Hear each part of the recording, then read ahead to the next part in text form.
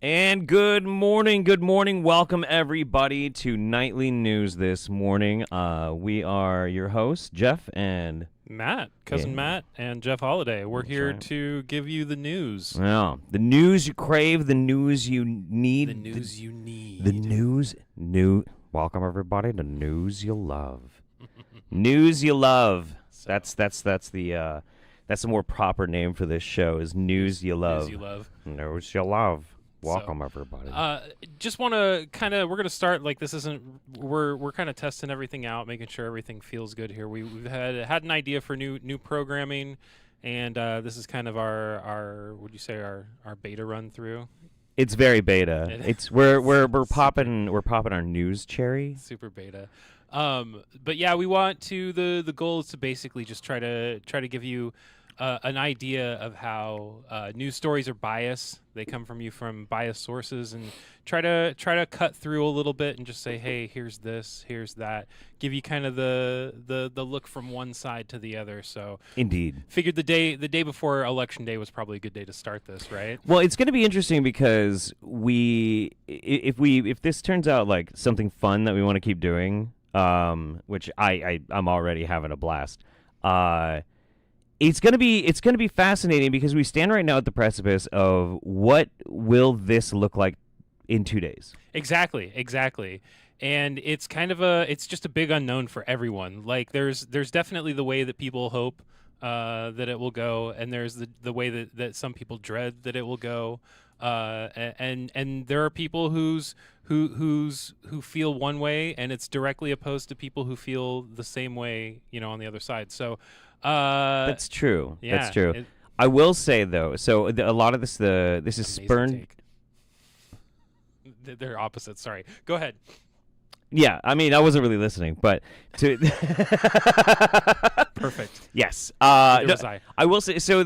A lot of this is your idea because you really like the idea of ground news, which we're utilizing for this show. Not a sponsor. Not a sponsor.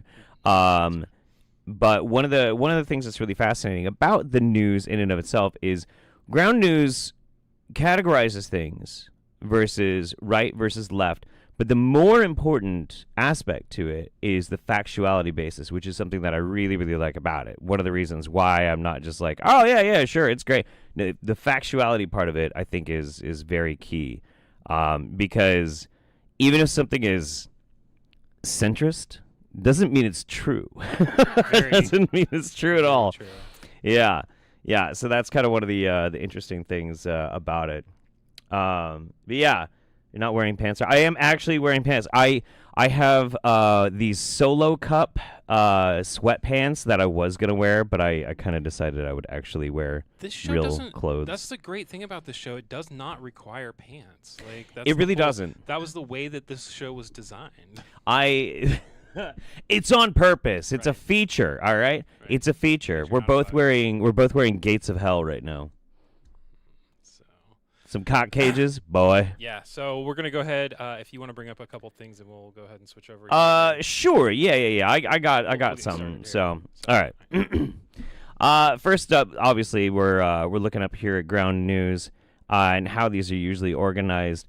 And I picked out one. It was kind of an interesting one. Florida's going to vote on marijuana and abortion in an election that will test GOP's dominance. Because as most people know, Florida is. Evolution, bitch. I'm gonna have to turn that off at Happy some point. 62 months, love. Hard hands, hope you're well, and give everyone a big hug from me and extra nose boobs to Penny. I'll be playing Medieval Dynasty as I listen. Aw, that sounds fantastic. Thank you so much. I am gonna have to figure out how to do those stream alerts a little bit differently for sure. I don't know why I was saying it's called evolution, bitch.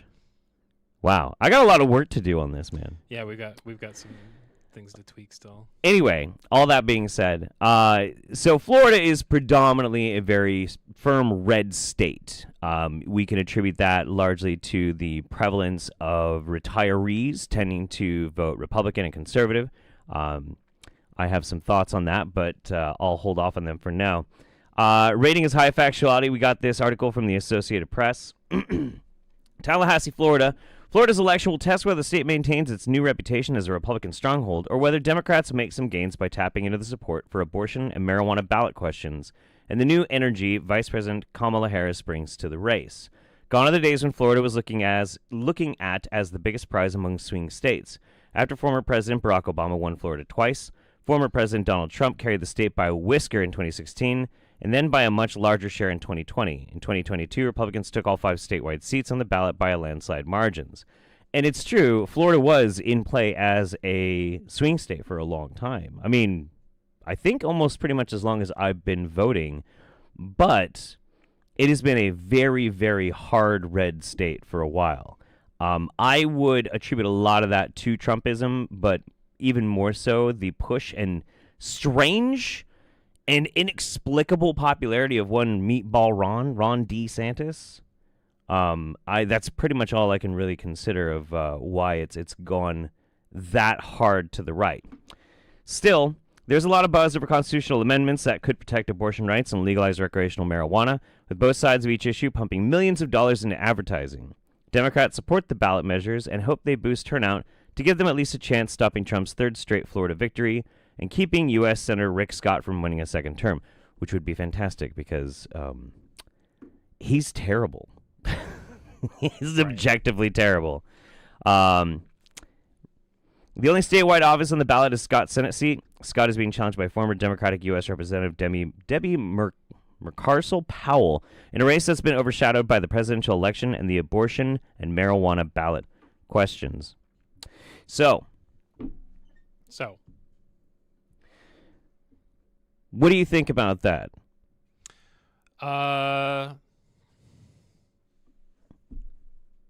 It's why we do our programming before. I know. This is why this is a beta run test. I think that it provides an interesting look into what's going on. Okay, so truth be told, I've been working on trying to do the programming side on my laptop this whole time, and Jeff just comes and puts me on the spot, and he's like, "So what do you think about that?" And I'm like, "Oh, yeah. What am I gonna say here?" I definitely was listening to every word you just said. Holy shit! This is amazing. Yeah. So amazing. Okay, so I'll recap it for you. Yeah, recap it for me. Okay, so let's do this. So what we're talking about in this article, very specifically, is right now there's a test going on to try and find out whether or not abortion and marijuana legalization is going to be enough of an issue that what is perceived right now as an extremely red state. Yeah. No, might have some cracks in it. Yeah, change some views. Change some views in Florida to get people to vote left. I see, because you've got more, and well, that's going to be the thing is that you've got more young people coming in and becoming voters every year. True. You've got 4 years worth of new young voters here that this is their first time voting for president. I don't know if there's any Senate races up for Florida right now. Only Rick Scott. Yeah. Okay. So this is the first time that these young people are being able to vote for their senator. It's the first time that they're able to vote for president. So it's likely that these issues are important to them. I would imagine that abortion is a big issue for young women voters, and marijuana is probably a pretty big issue for young voters in general. So I would say abortion is probably not as women's reproductive rights is probably not as big of an issue for old ladies. No. Unless they're very religious. Right. And then if they're very religious, then, it's of course everybody's business. But marijuana legalization has gotten a lot of gains over the years with older demographics, especially when they're looking at alternatives to pain management. So that in some ways, maybe marijuana can be a gateway drug to as far as opening up people's minds to something different. Because if you're not wanting to get hooked up on hardcore opiates, and as an older person going through some types of treatment for whatever ailments, you find that actually works for you, that can soften you on some issues.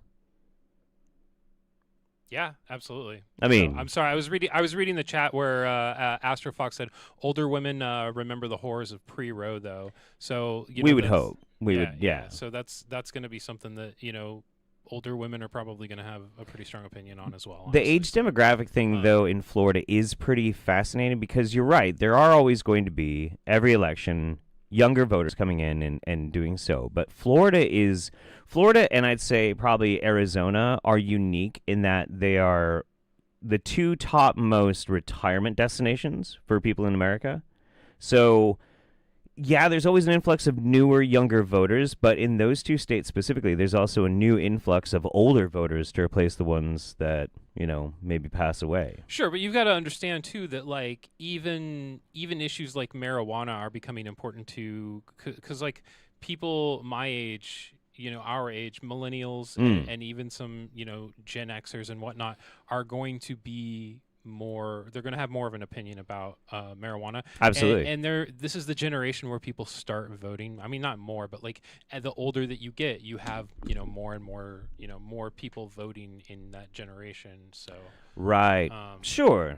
So again, the marijuana issue specifically is going to be something that doesn't just affect young voters, but there's going to be a lot more people. I mean, we know somebody personally who has to use marijuana for pain management, and we do.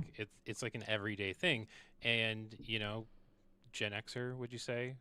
Yeah, she's a Gen Xer. Yeah, so definitely something that affects people of all ages. So hopefully enough to get people engaged and get them to the polls. So. Absolutely, and we'll see if it's going to put any cracks in the otherwise pretty hard red demographic of Florida and how they vote. Probably not going to be very impactful in this election, but when it comes to the immediacy of politics, it's also more important to be focusing specifically on like how you're going to forecast the future. So Sure. It's interesting. Sweet. Okay, well, I guess we can talk about.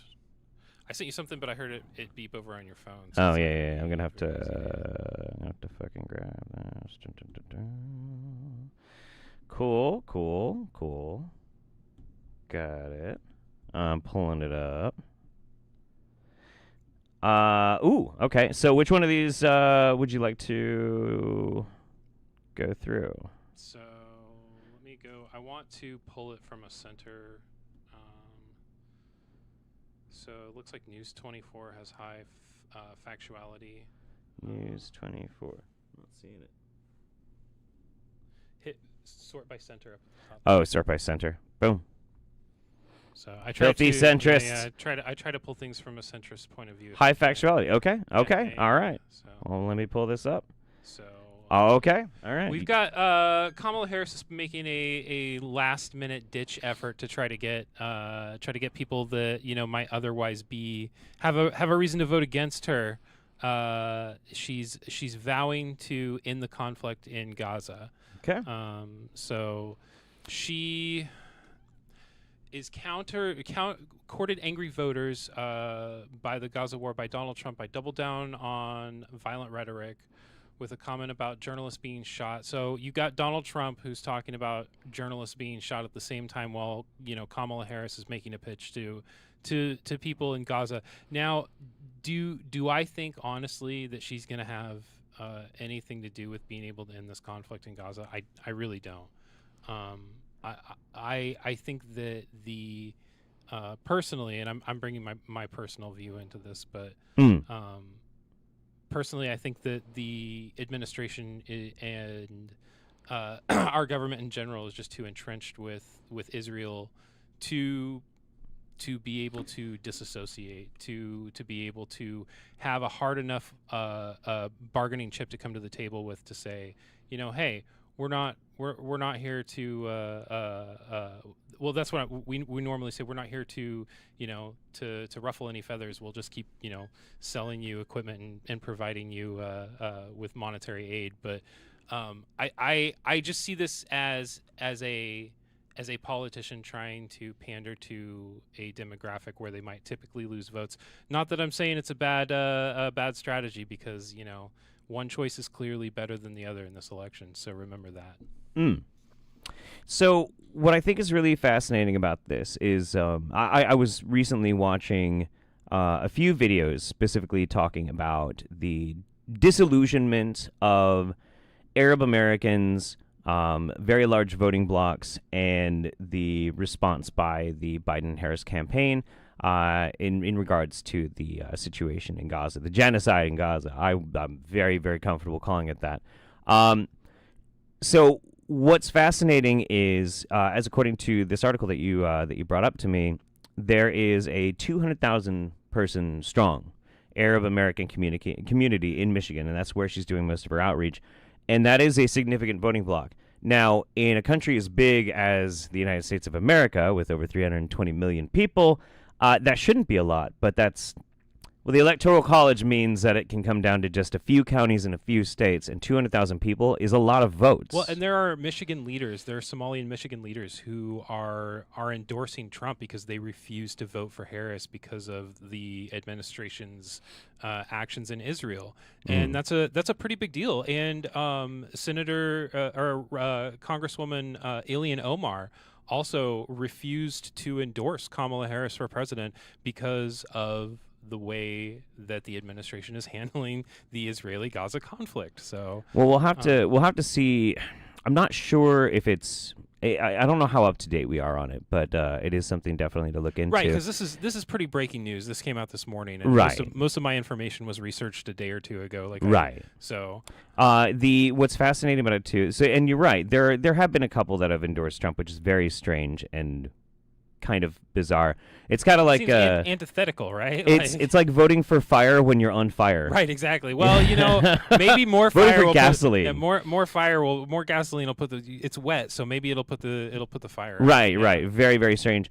And so, but that is why this is a very significant story, is because the way our Electoral College works, because of how broken and frankly very undemocratic the presidential election is, that 200,000 people can make a very significant difference.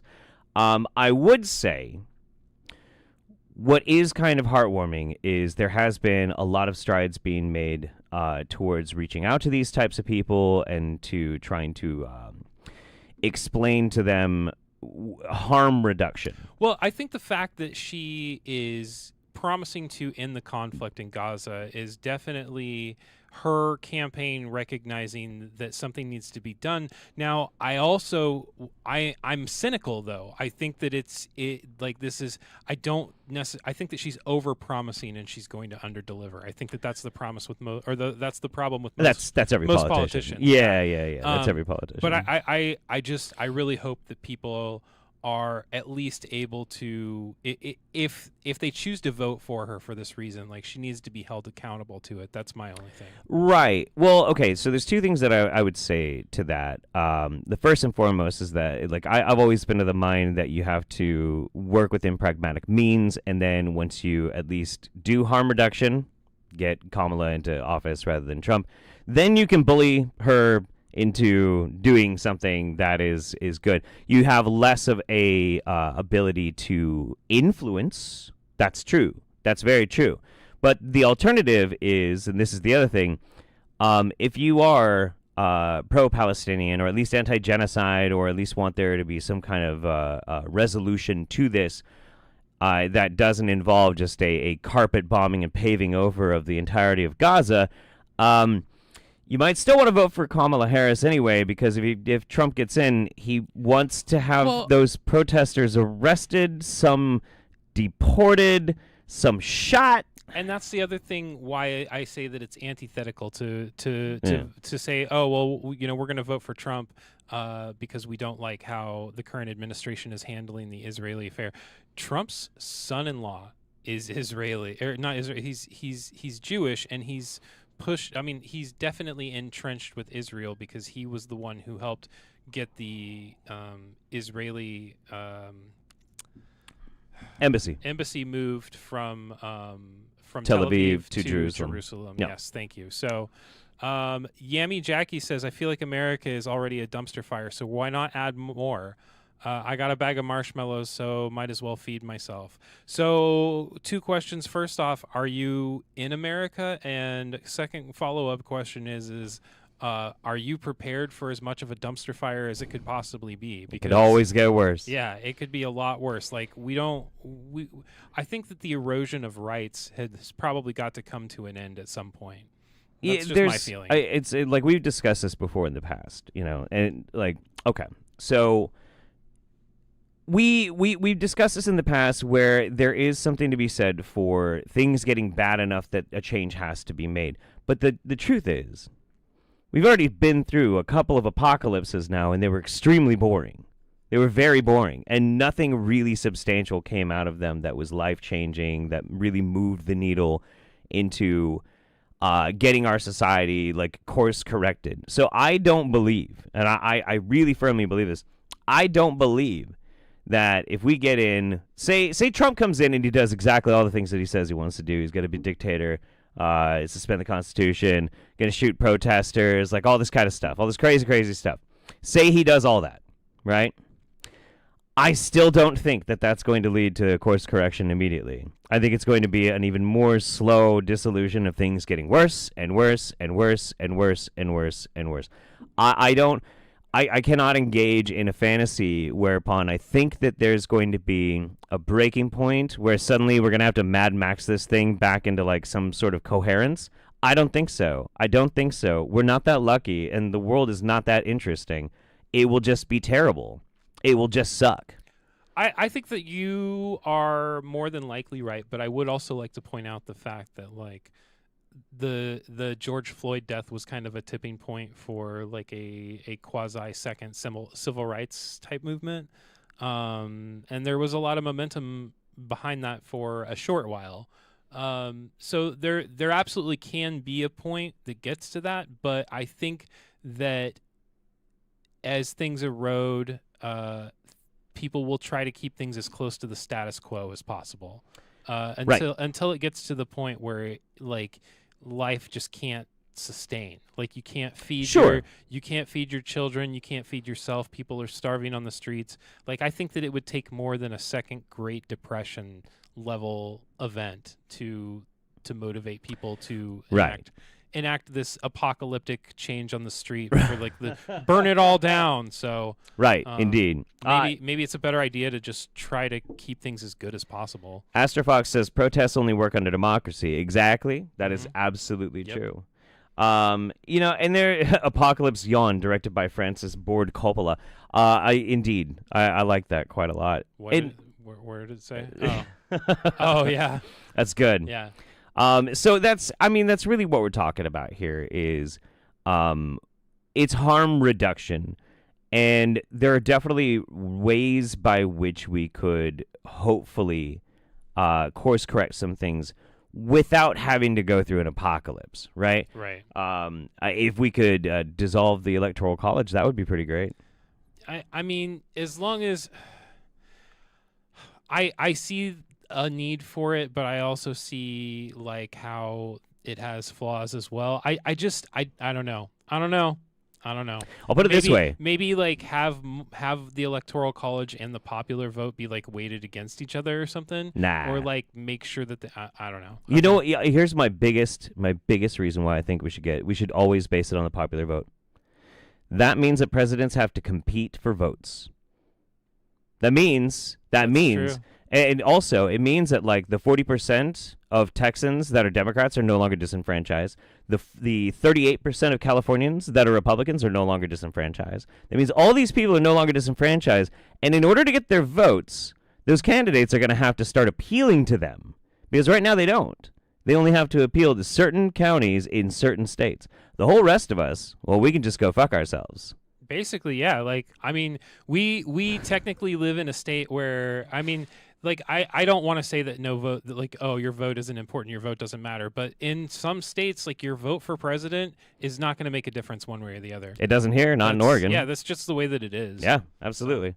So that's that. I think that might be at least something. Will of the people. It's a concept. I wouldn't be against it if like it was proved to be. I don't know. Things need to change, so why not? Let's roll the dice. That's rolling the dice.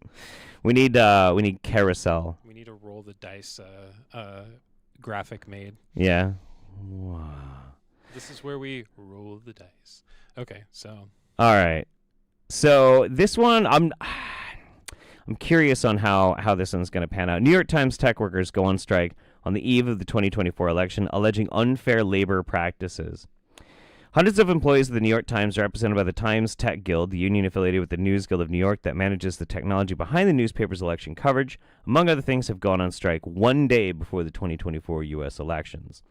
The Times Tech Guild represents more than 600 engineers, data managers, designers, software developers, and tech personnel who develop and run the systems that power the paper's website and apps.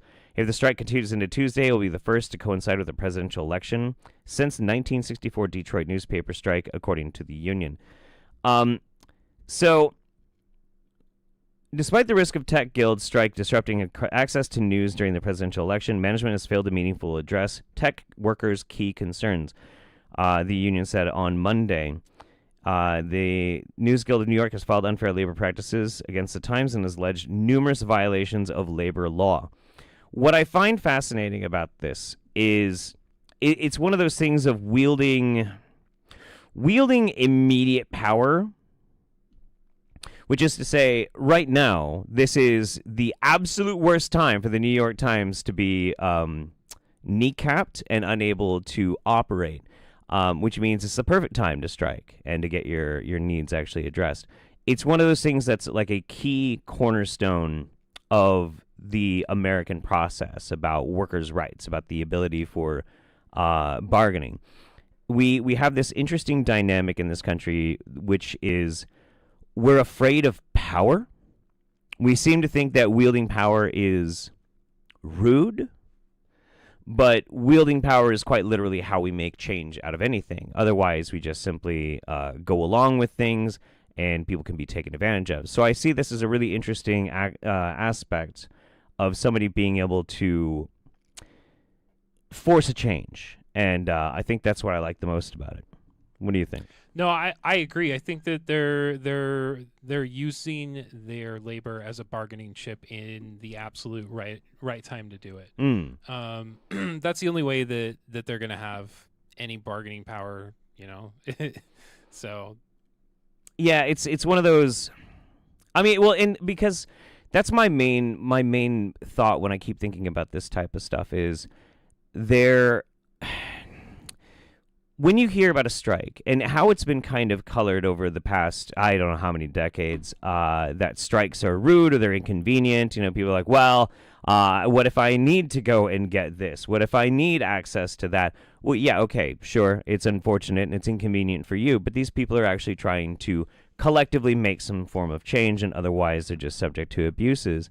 So, and I think a lot of that rhetoric of anti-union, anti-strike, anti-collective bargaining has been fostered and carefully nurtured for decades. Well, sure, and it's more than likely that the corporations are pushing these views. I mean, you've got a company that's making a lot of profit off of their people, and like every corporation should prioritize the people that are working for them over profits. That's my personal view. Maybe it's a stupid one. I don't know, but well, that's an interesting one though. So okay. How about this? I've always thought I think about this quite often. When it comes to workers, employees, and employers, labor, and this sort of thing. I always wonder at what point we're at where who is in control.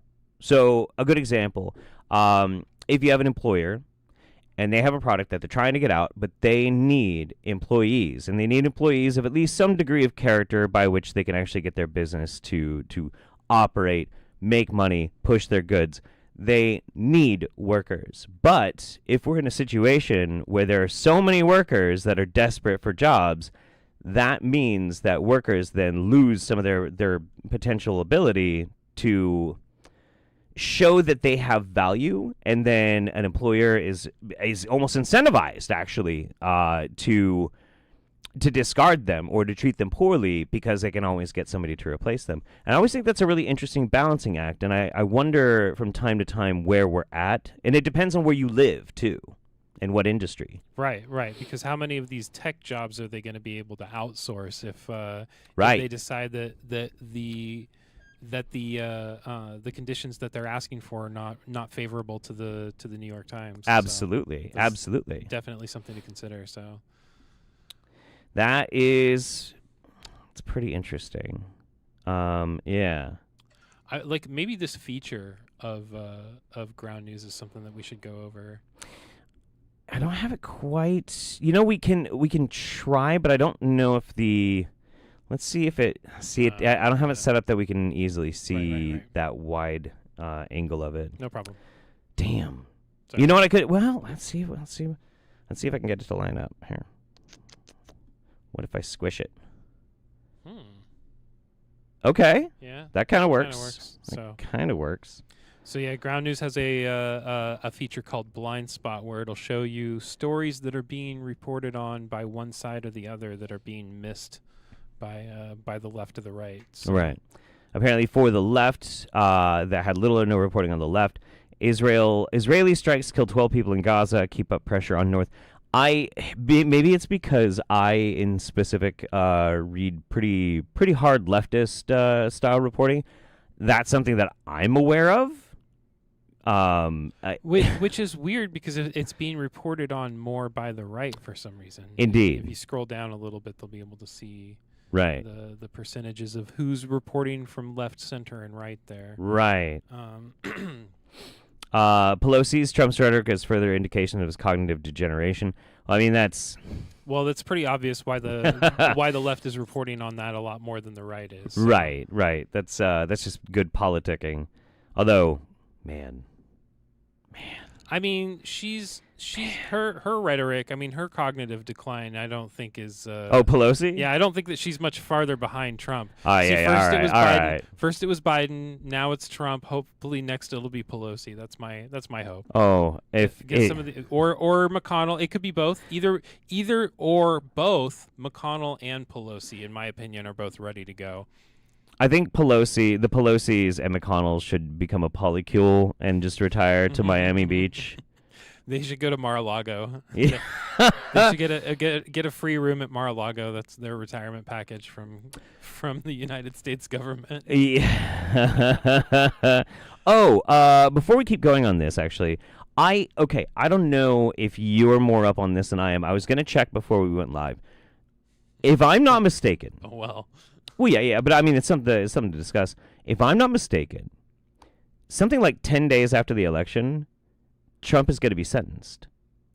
Oh, I'm not up on that at all, but I think that's right. I think it's something like 10 days after the election, which we're probably not going to get the results of the election tomorrow. Probably not. You don't think we'll get them? You don't think that they'll call it by the end of tomorrow night? I think Trump will. You think Trump will? I think if they don't, it will be the first time since what Bush and Gore that they didn't. So back in 2020, it was until like 4 or 5 a.m. before they made it official. Well, I mean, okay, but it was still like before people got up the next morning. Yes. The Bush and Gore one is really fascinating because do you know a lot about that? No. So oddly enough, didn't it go to the Supreme Court or something? Sort of. Yeah. Yeah. There was still an immense amount of votes in Florida. There were problems with some of the votes, and they were trying to figure all this out. Jeb was the governor of Florida. Jeb was the governor of Florida at the time. Oddly enough, there was these issues with how the ballots even worked.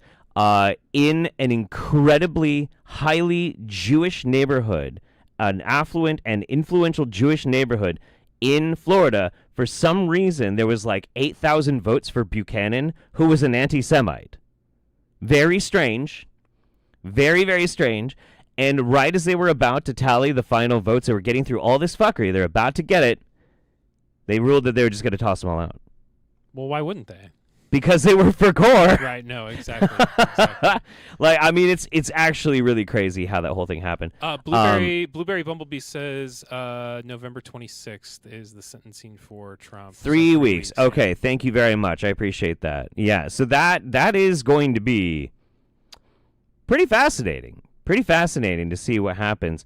Obviously, if Trump manages to get in, he's just going to try and pardon himself, and he won't even need to pardon himself. He'll just file some executive order that says he doesn't have to that he's completely exempt, Right. Yeah, I mean, but you know what I mean, like immune from everything. right? Because I have immunity. I have the best immunity. Okay, my immune system is so great. Excellent. It keeps me immune from all the laws. All the laws. I routinely spray myself every morning with Law Be Gone. Oh God, it's gonna be such a dumpster fire if he gets elected. Yeah, it's gonna be pretty bad. All right, let's keep looking on Blind Spot. Cool. We've got early voting. Evolution. Bitch. Hey! Nice. Thank you. Well, howdy doody there. 10 days, Jeffy. You're likely getting Smoochie's laughing face. I want all this. Less than 3, less than 3, less than 3, less than 3. Oh, that's right. We're gonna have to take a break from our new show for while you're in. Yeah, I'm going to England. While you're in England. Getting smooches. Yeah. Ooh la la. Smoochies. Smoochies. I'll hold you to it. Right. Early voting numbers scary for Harris, warns former Obama campaign. That yeah, reported on the right, oddly enough. By 70%, but the left is reporting on it, 20%. Sure. There are some of these stories on Blind Spot that you'll see that one side only reports on, the other side doesn't report on at all. Right. So that's when we interesting. can take a Which look. I'm curious, like which outlets are. So and you can see you can. On the organize- Blaze, on Newsmax, on the New York Post. Well, this is all the right. This is all the right, but there are far right, So far here we go. Russia Today, the Hindusian Times, Hindustan. Times. I'm far away from it. I can't see Mixed factuality. Okay, Yeah. all right. Sure. All right, that's the only center one. That's. Oh wait, no, it was a left-leaning It was one. a left-leaning, Interesting. and then And the Independent. Yeah. So apparently the story behind this is that it's former Obama campaign manager is saying this, which maybe. Yeah, but like, what are his political leanings now? Because he was an Obama campaign manager in maybe 2008. Yeah, that's true. So That's true. true. You've got to dig a little bit deeper to get the real story. Is my only point with this whole show. Right. Absolutely. Oil gas companies told to cut emissions by 1/3 under planned cap. Okay, interesting. Yeah. Oil gains more than 2% after OPEC plus delays output hike. U.S. election in focus. Nobody on the left is reporting on this. Only 19 sources. I think it's because oil prices are something that if somebody's worried about oil prices, typically they're going to tend to vote right. If that's like one of their main issues that they're voting on. Oil prices? There are some people that are very liberal and lefty like minded that are going to look at this purely because they're economics nerds. And oil, I mean, is central to like global economics. Sure, absolutely. For better or fucking worse. But I think that I think that Republicans have a better history of making sure that people understand that oil is an important issue. You know, like you or at least they're better at scaring people that the left is going to make you drive an electric car. How about that? Yeah, well, yeah, sure. I guess the main thing that I would always say when it comes to oil is that whether it's used or not, whether it's part of some culture war or not, whether it's like going to have an impact or basis as far as domestic and localized economics, it is something that is a massive influential force in the global economy. So oil crashes, everything crashes. It's just that kind of a thing. Right. It's like when America crashes, everything crashes. It's the same thing because everything is. Random guy gets it. He says Obama is taking my gas, y'all. Yes, your gas stove, snatching it. Yep. Loner Nick says that Trump is going to be pardoned either way. Do you think that's a possibility? Let's talk about this a little bit. So how would he get pardoned if Kamala was elected? She might do it. You think that Kamala would pardon Donald Trump? She might actually. A lot of presidents will end up pardoning each other, like kind of proactively. Like, hey, just in case they want to nail you for getting a blowjob, old Bubba, we'll pardon you things like that. I think that the rhetoric from that administration has been so anti-Trump that if she were to pardon Donald Trump, especially before the end of her first term, Yeah. there's no chance of re-election.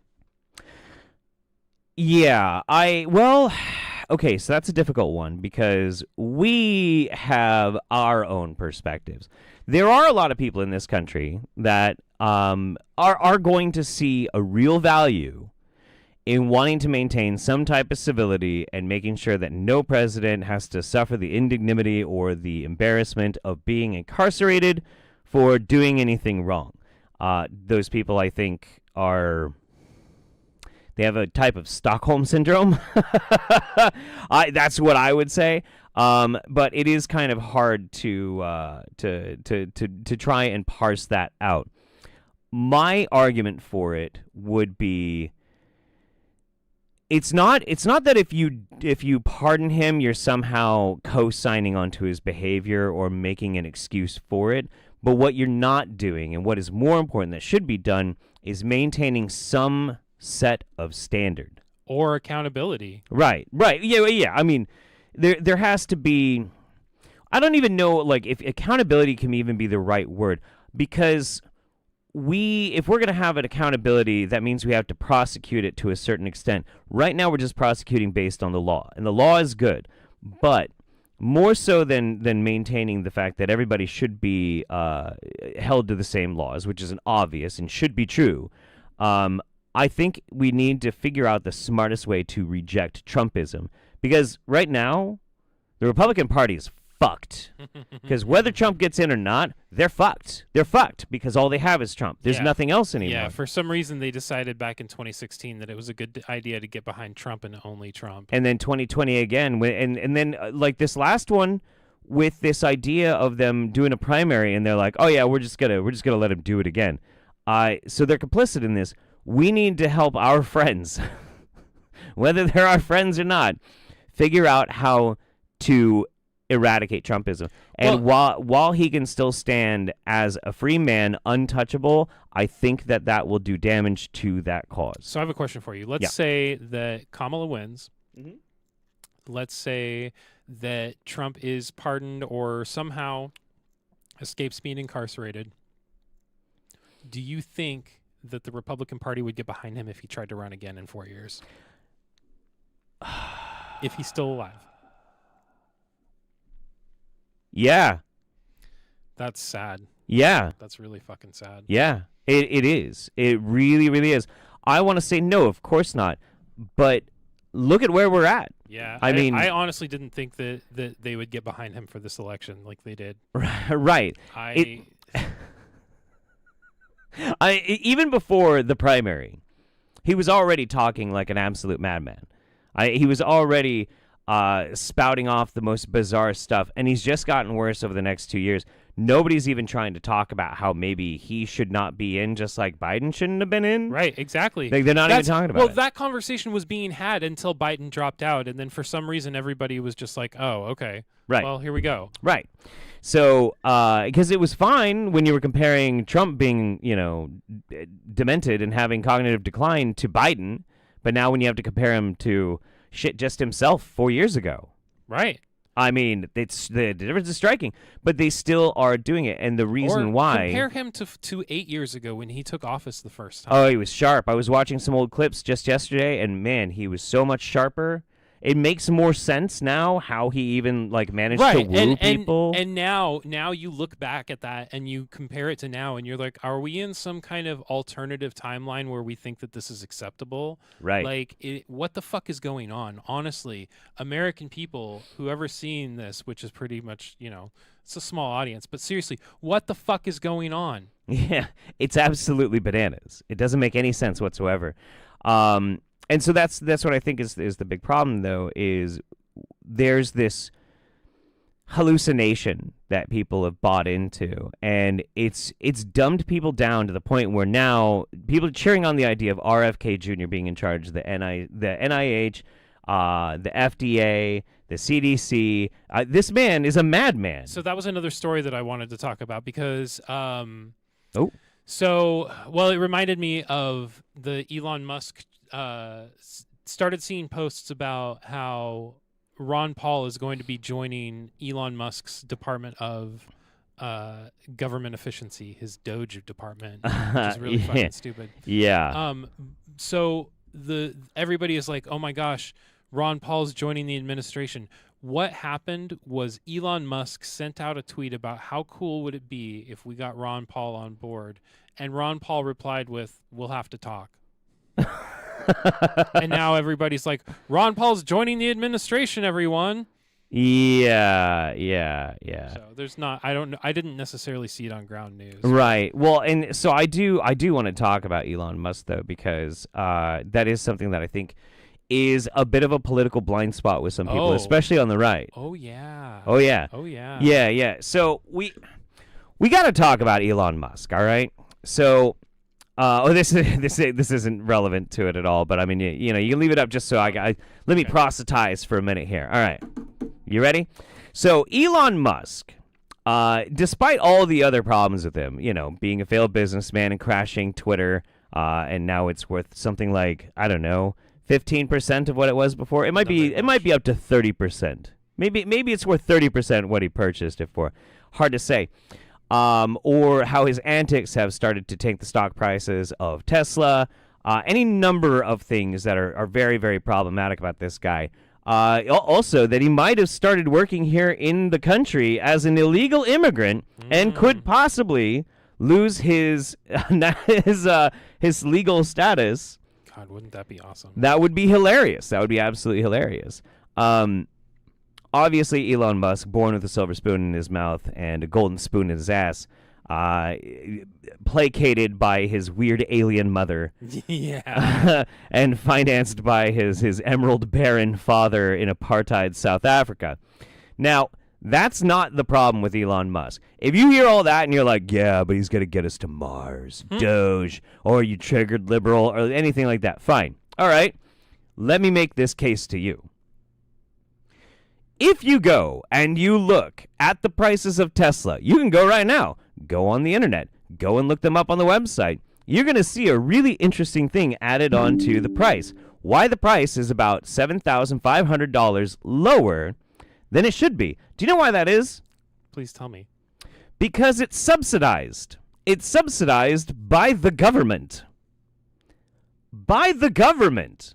Now, what this means is upwards to billions and billions and billions of dollars just to sell Teslas. Do you know where that money comes from? Bonds, U.S. Treasury bonds, right? Comes from our tax dollars. Right. Well, yeah. No, that's Treasury bonds funded by our tax tax dollars. That's dollars, right. yeah, That's right. So, yeah. No, all of his companies are. Yeah, all of them. They are all subsidized by our money. Mm-hmm. The reason why Elon Musk is so damn rich is because our government has allowed him to be with our money. That's how it has worked. That's how it has worked for a long time. This is a problem. If you were somebody who is of the mind to be more right-leaning, fiscally conservative, that sort of thing, you might call this, what's a word? What's a word? When like you got something and it's got to be collectively paid for by a group of people all pitching in with their funds. It sounds like capitalism, but different. But with starts with an S. I'm drawing a blank. Is it socialism? It's socialism. Oh, socialism. It's socialism. Right. Elon Musk is only as rich as he is because of corporate tax-based socialism. That's why. And what do we get for our tax money? We can buy his shitty, broken electric cars cheaper? Wow. Not that much cheaper, though. It's still cheaper to buy a gas car. Yes, it is. And the other thing that's so crazy about this, what drives me absolutely nuts, about this, is that I just forgot what I was about to say. About the subsidized shitty prices of No. Teslas. It's okay. Shit. Okay. I don't want to move too far away from Elon Musk, but while we're talking about billionaires who own everything, did you catch the news that Jeff Bezos just sold $3 billion worth of Amazon stock. Oh, did he really? Yeah. Why? It's a good question, Jeff. That is a really good question. Yeah. So, should see. I'm going to check a ground news here and see if we Oh can my find God, I anything. can't believe I forgot what the fuck I was going to say. That is, oh my God. I'm so mad about that. I'm so goddamn mad. Oh well, anyway. Yeah, that's the problem I have with Elon Musk. It's bananas. It doesn't make any goddamn sense. Yeah, Jeff Bezos sold over $3 billion worth of Amazon shares in his latest stock sale. This is part of his ongoing divestment this year, which now totals more than $13 billion. 16 million shares comes as Amazon stock prices nears $200 a share. This is a big jump from earlier this year. So the stock went above $200 in July for the first time since Amazon listed on the NASDAQ in 1997. So it sounds like he was taking profits. He decided that stock prices was high and it was time to sell and make some money, I guess. I guess so. The timing is kind of weird, but I mean, it does say that he's been, and that's another thing too. Is I look at conspiracy the subreddits. I think it's funny to read like the alarmist stuff that they post, and then actually go and debunk what people are saying and reading about and stuff. And like Sure. that was a big one. Is like, oh my God, Jeff Bezos has sold so much right before the election. He knows something, blah blah blah. But then if you look and you actually read up on it, you see that like, oh, it's 3 billion out of 13 billion that he sold in the last year. So Right. probably not as strange as they're trying to make it out to sound. Right. Again, my whole thing with this whole news thing is pay attention to the news sources that you're getting. Pay attention to where you're getting your information, and make sure that you're getting as much unbiased information as you can. Read from both sides so that you can decide. You can pick the half out of the middle and see, okay, well, this person is trying to make it sound alarmist because they're reporting this and adding their own editorial onto Right. What that is. So that's my whole thing. Okay. I figured out what I was going. What the thing that I totally forgot. All right. Here. Okay. All right.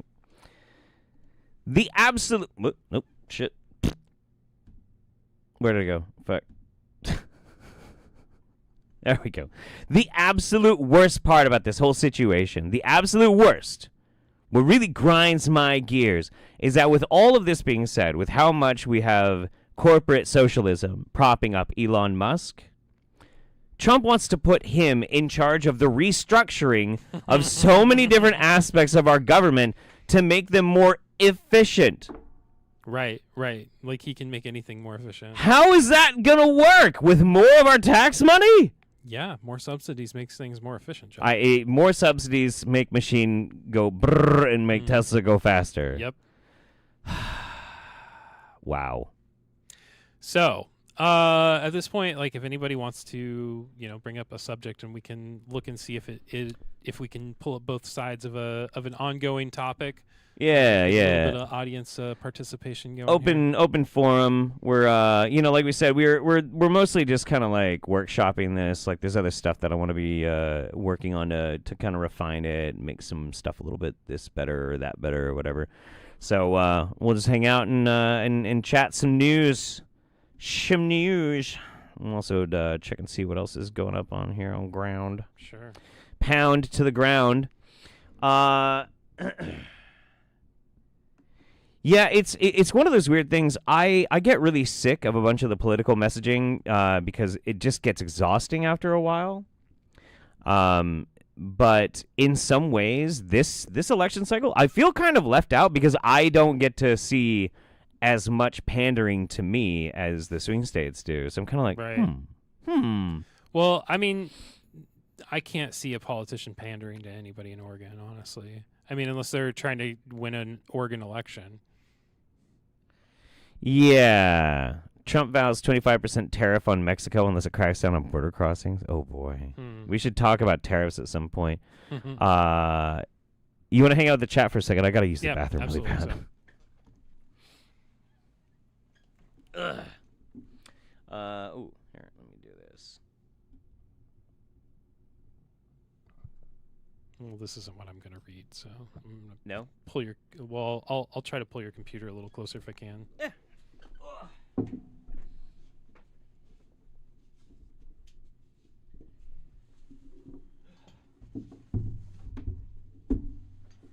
make sure that doesn't mess anything up here. Yeah, that's all right. Shit. Okay, so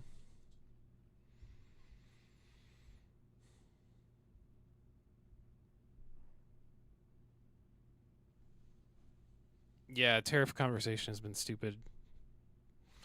That is true. Okay. So a lot of election news you can see, obviously, which I'm pretty excited for that to kind of calm down. Something that a friend suggested to me is that we should do updates on the war, because he was saying that it's very possible to both the Gaza conflict, the Israeli-Gaza conflict, and the Ukraine-Russia conflict. It's very easy to find information from different sources that will say completely conflicting things. Some sources will say that Ukraine is winning the war. Some sources will say that Russia's winning the war. Same with Gaza. Well, I mean, not necessarily. Like, it's pretty understood that like Israel is committing. I mean, I want to almost step to the point of saying genocide, but like I'm not someone who is versed well enough in these issues to be making those kinds of claims. So, but again, you can get your news from different sources that'll tell you different things. So it's really hard to pick between all of the crap that's out there and kind of figure out what's going on. That's why I've been finding that ground news is a really good source for that. So you've got the right reporting that Israeli strikes kill 12 people in Gaza. And then you can click here on this actual topic and go down the source here and see the different headlines that are popping up. But I would be really interested to see how Kamala Harris proposes to end the Israeli conflict. So the Israeli-Gaza conflict. So free ice cream for everybody. Free ice cream. That'll do it. So. Indeed. Man, you're really pushing for that the ground news sponsorship, huh? I mean, if they want to give it to us. Yeah. Not a sponsor, dude. Not a sponsor. What do we got? Tariff conversation been so stupid lately. Yeah, it is really frustrating. One of my favorite types of TikTok video lately, because I watch a lot of TikToks. Yeah. You're a 12-year-old girl. Deep inside. Deep inside. Yeah, I am a 12-year-old girl. I do the dances too. I know. I've seen. He'll be behind the green screen and I'm like, "What are you doing, man? What are you doing?" At least he's not out in public doing it. Are they? Are we still flossing? You are. Yeah. Okay. And dabbing. Yeah, and I do the gritty a lot. That's true. I actually do dance the gritty all the time, unironically. I super gritty. I gritty all over the place.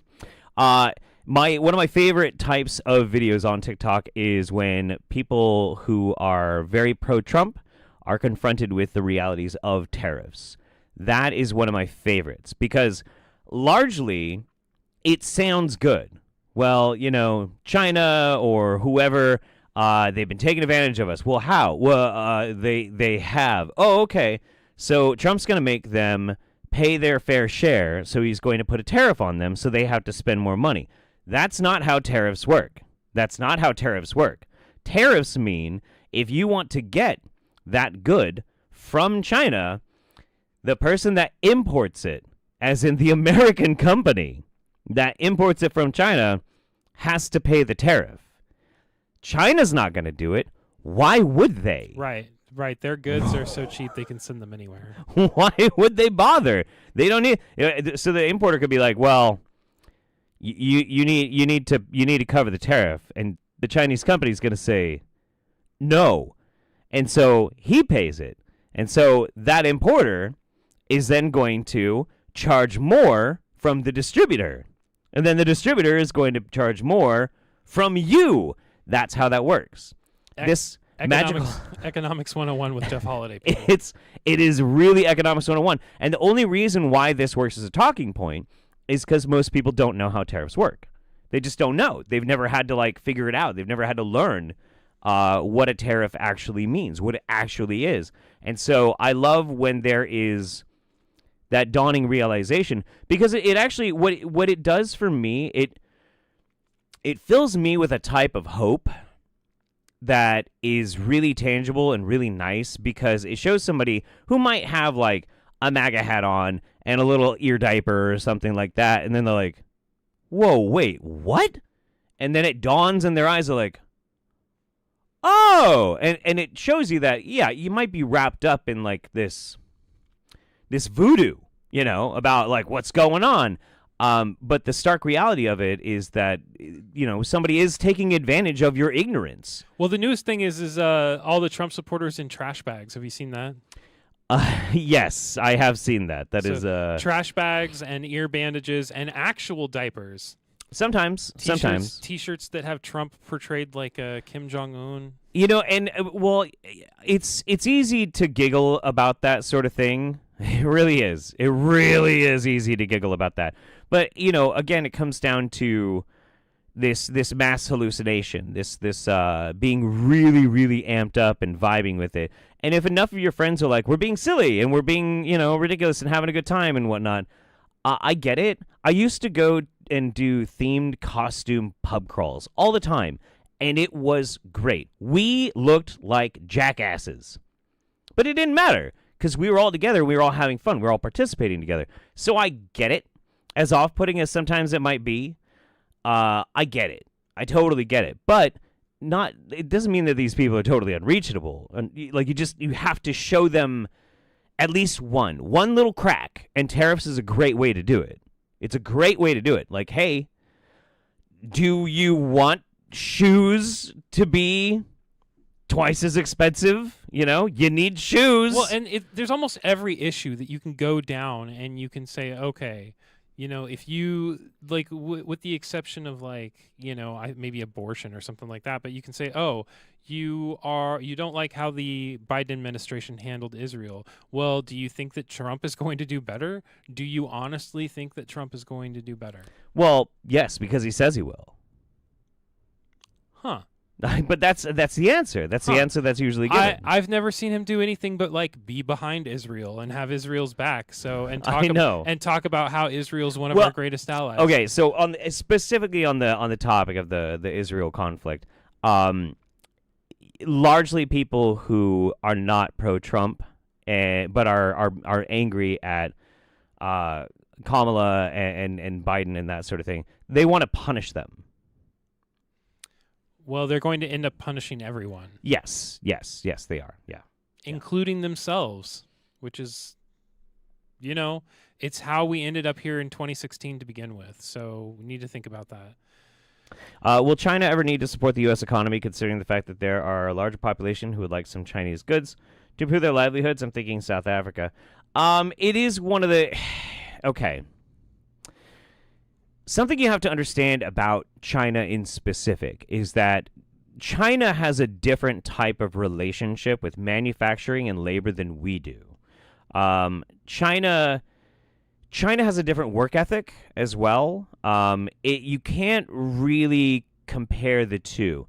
China is incredibly smart, incredibly intelligent on how they manage their business and how they do global trade. If for some reason we manage to find any type of way to influence prices in China, it would not last long, because they are so much more efficient than we are in how they adapt and they change. We have this problem of representative democracy, and our politics are incredibly complicated. They have theirs extremely streamlined. So I don't see there really being any opportunity or moment, barring something very drastic happening, where China isn't going to be able to basically dictate every term when it comes to our trade with them. It's just how it is. And as Provoros pointed out, most people don't know, Trump lost his tariff war with China when he was in office. He tried this before, not as severe, and it utterly failed. Utterly failed. Right. So Caravolo says, an issue I'm having is I feel a lot of the news feels very samey from one another. Israel's doing war crimes. Ukraine is at war. Trump's a madman. Occasional natural disaster again. I get this feeling of we know what's next when I see it. Oh, and rich people get away with everything. Almost forgot. Yeah, I can't argue with that. I mean, that's why we're trying to bring a little bit of a different spin to it, try to look at things from a different point of view, trying to point out the bias because the news is going to be there and the news is going to be what it is. Yes. But we can, hopefully at least sort through the manipulation of it a little bit, maybe.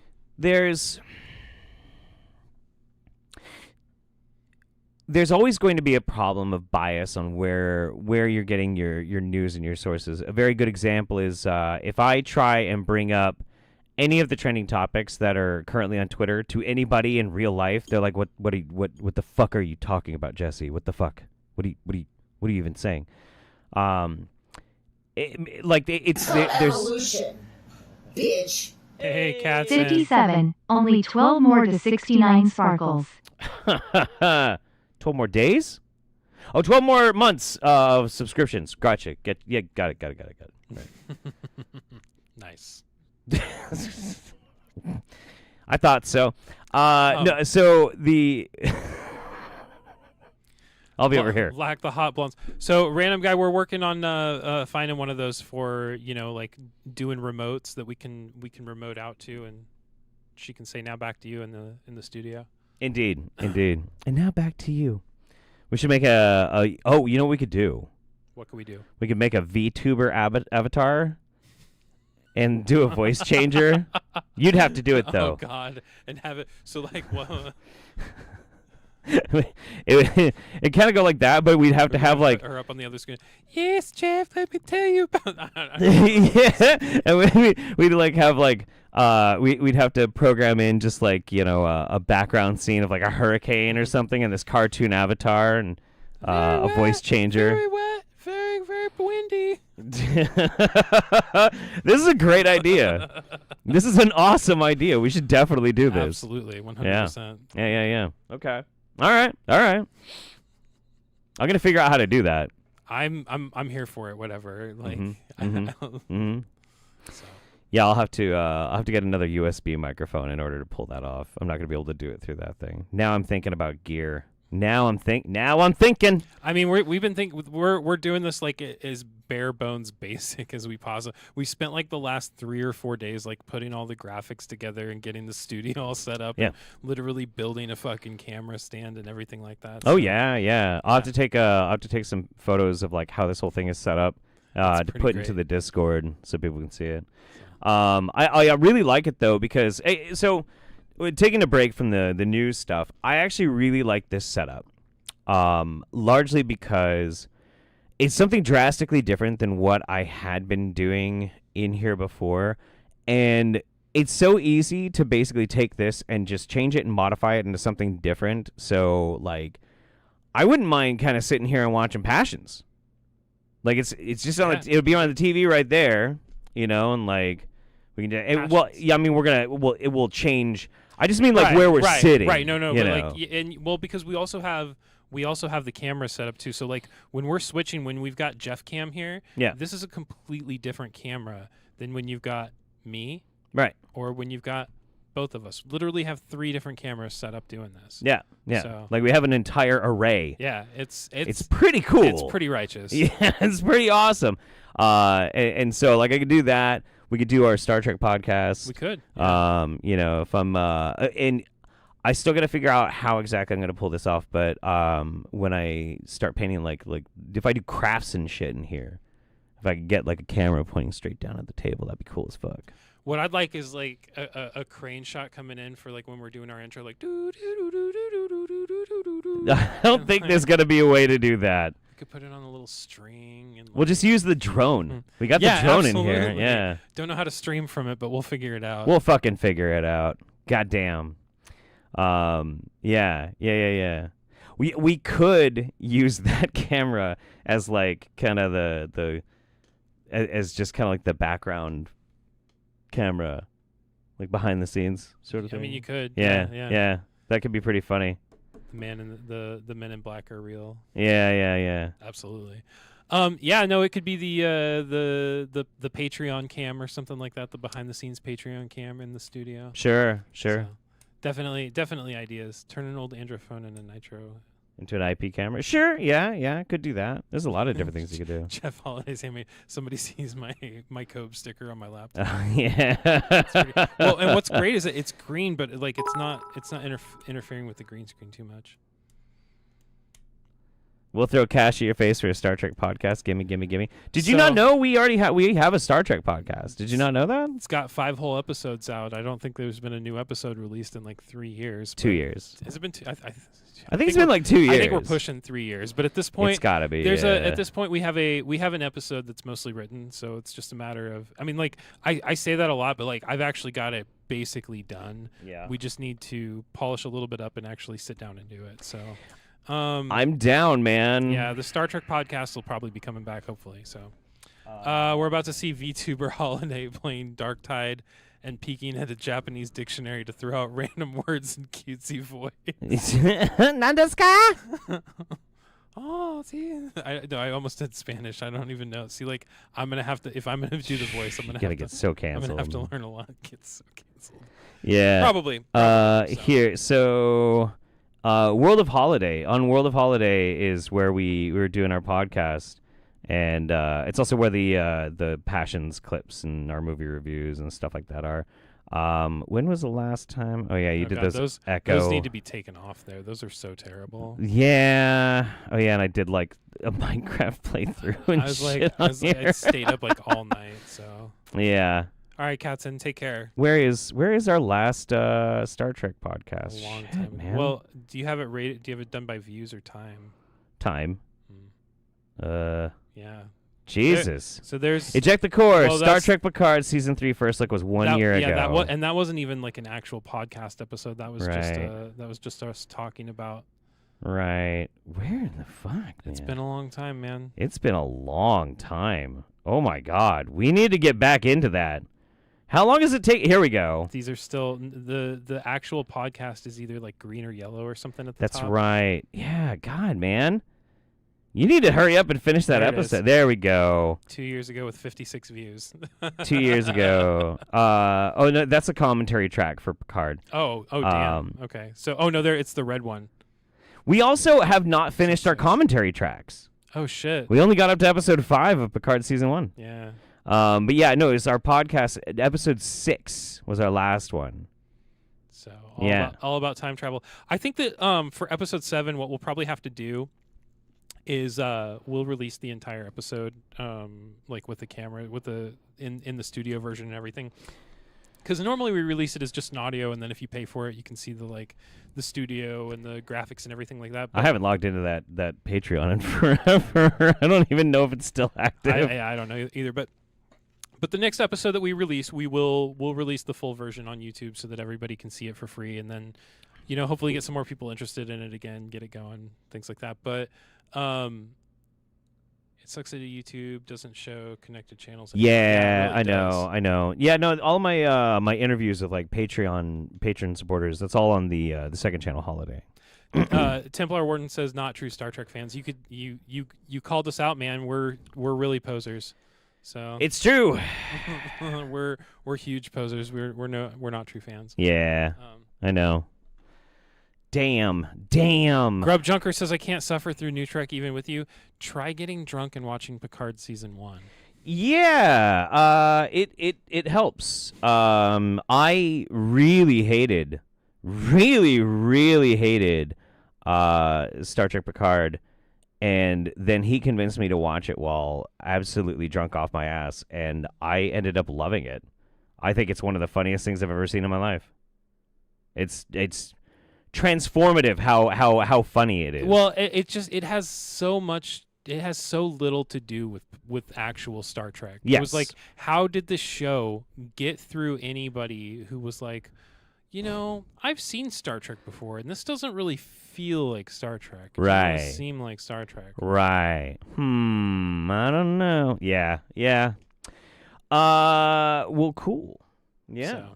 Well, this is a pretty good test run. Yeah. It didn't not too bad. I'll have to brush up and actually have some content to bring to the table. I wasn't as prepared as I should have been. But Yeah. No, that's totally fine. And like, we're gonna be, because I know how to do like a stream and kind of like segment it into how to make like clips out of it and that sort of thing. It's just a thing that we're gonna get used to, and we're gonna Right. figure out like how we're gonna switch on to each other, and like you introduce it, then we bring it to the broader, we discuss, Right, blah and blah blah. then- and We're fleshing it out. Right, and then as we do certain articles and stuff, we could actually probably clip those down and make different videos out of them. Exactly. You're doing a segment, and then I'm doing a segment, and Exactly. be able to post that. So Yeah, for sure. I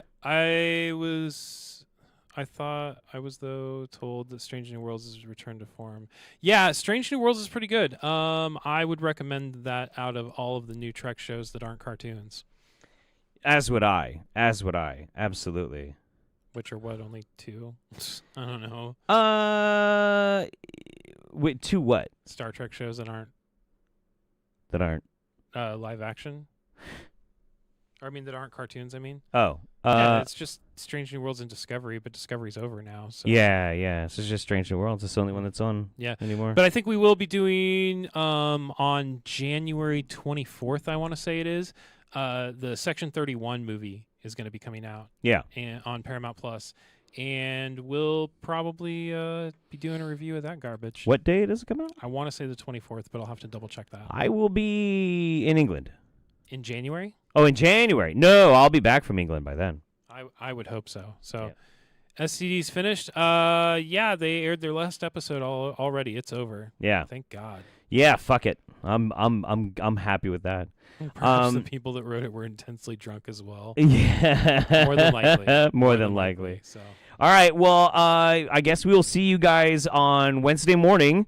Yeah. And we will talk about what happened Tuesday night. Yep, on the election. So Yeah. I'm Cousin Matt, and this is Jeff for Nightly News this morning. Mm-hmm. Thanks for joining us, and we'll see you again next time. Bye, guys.